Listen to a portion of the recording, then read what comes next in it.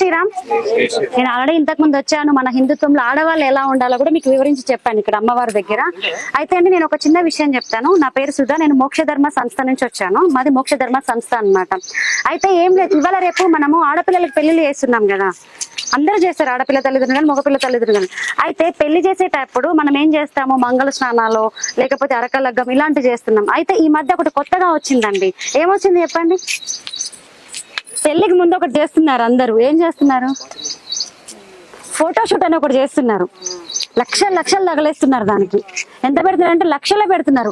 ఆ ఫోటోషూట్ కి వెళ్ళి ఏమన్నా మన సాంప్రదాయానికి సంబంధించింది ఏమన్నా తీస్తున్నారా? ఇక్కడ వరకు డ్రెస్సులు వేసుకొని అసహ్యంగా ఫోటోషూట్ చేస్తున్నారు. అది రేపు మళ్ళీ ఎక్కడ చేస్తున్నారు? అవన్నీ పెళ్లిలో పెద్ద ఏంటండి, పెద్ద స్క్రీన్ పెట్టి అక్కడ పెడుతున్నారు. వాళ్ళు చూసుకున్న భార్యాభర్తలే చూసుకోవాల్సిన ఏమంటారు మన శరీరాన్ని బయటకు వచ్చిన పెళ్లిలోకి వచ్చిన వాళ్ళందరినీ పెద్ద స్క్రీన్ వేసి చూపిస్తున్నారు. భర్త మాత్రమే భార్యను ఆ విధంగా చూస్తే బయట వచ్చిన పెళ్లికి ఎంతమంది వేల మంది వస్తారు, వందల మంది వస్తారు. వాళ్ళందరికి పెద్ద స్క్రీన్ వేసి మేము పెద్దగా ఫోటోషూట్ తీసుకున్నాము, వాళ్ళు అక్కడ ఏంది నేను ఇంత పెద్దగా చూస్తున్నాను, నేను లక్షలు ఖర్చు పెట్టానని డాంబికంగా చూపించుకోవడానికి మాత్రమే ఆ ఫోటోషూట్ అండి.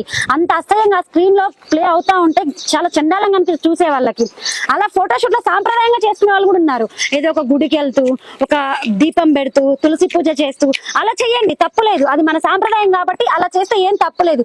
బీచ్ లో చేయడాలు ఇవాళ రేపు చూస్తున్నారు, చిన్న చిన్న డ్రెస్సులు వేసుకొని ఇంత చేసిన, ఇది చాలా చండాలం. ఇన్ కేస్ ఏదైనా కారణాల చేత ఫోటోషూట్ అయిపోయిన తర్వాత పెళ్లి క్యాన్సిల్ అయితే వాళ్ళ పరిస్థితి ఏంటో ఒకసారి ఊహించండి. వాడేంటి అబ్బాయి అండి, వాడు ఆ పెళ్లి కాకపోతే ఇంకో పెళ్లి చేసుకుంటాడు. అబ్బాయి పరిస్థితి ఏంటి చెప్పండి? మొన్న రీసెంట్ గా ఇలాగే ఫోటోషూట్ జరిగింది, పెళ్లి క్యాన్సిల్ అయిపోయింది. పెళ్లి క్యాన్సిల్ అయిపోయిన వాళ్ళ నాన్నగారు, అమ్మాయి వాళ్ళ నాన్నగారు వచ్చి ఏడ్చేశాడు. ఇప్పుడు మా పాప పరిస్థితి ఏంటి? ఇప్పుడు అంత అర్ధనగ్నంగా అంత దగ్గర వాడు ప్లే అయిపోయిన తర్వాత వాడు రేపటి రోజు నెట్ లో కూడా పెడతాడా పెట్టిన అమ్మాయి భవిష్యత్తు ఏమైపోతుంది? అమ్మాయికి రేపటి రోజు పెళ్లి అవుతుందా? అమ్మాయి జీవితాన్ని ఈ ఫోటోషూట్ వల్ల అమ్మాయి జీవితం నాశనం అయిపోయినట్టే అండి. కాబట్టి దయచేసి ఇక్కడ ఎవరైనా పెళ్లి చేసే తల్లిదండ్రులు ఉంటే ఫోటోషూట్ లాంటి అనవసర ఖర్చు అండి అది, అవునా కాదా? అనవసర ఖర్చు. ఒకవేళ చేస్తే మాత్రం సాంప్రదాయ పద్ధతిలోనే చెయ్యండి. చాలా ఉన్నాయి మన సాంప్రదాయ పరంగా, మన హిందూ సంస్కృతి పరంగా చేయాల్సిన ఫోటోషూట్లు చాలా ఉన్నాయి.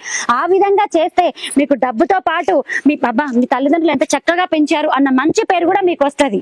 సరేనా అండి? అర్థమైందా? దయచేసి ఈ చిన్న విషయాన్ని గమనించి మన సంస్కృతిని, మన సనాతన ధర్మాన్ని ప్రతి ఒక్కరూ కాపాడండి. సరేనా అండి? సరే, అందరూ ఒకసారి గట్టిగా జై శ్రీరామ్.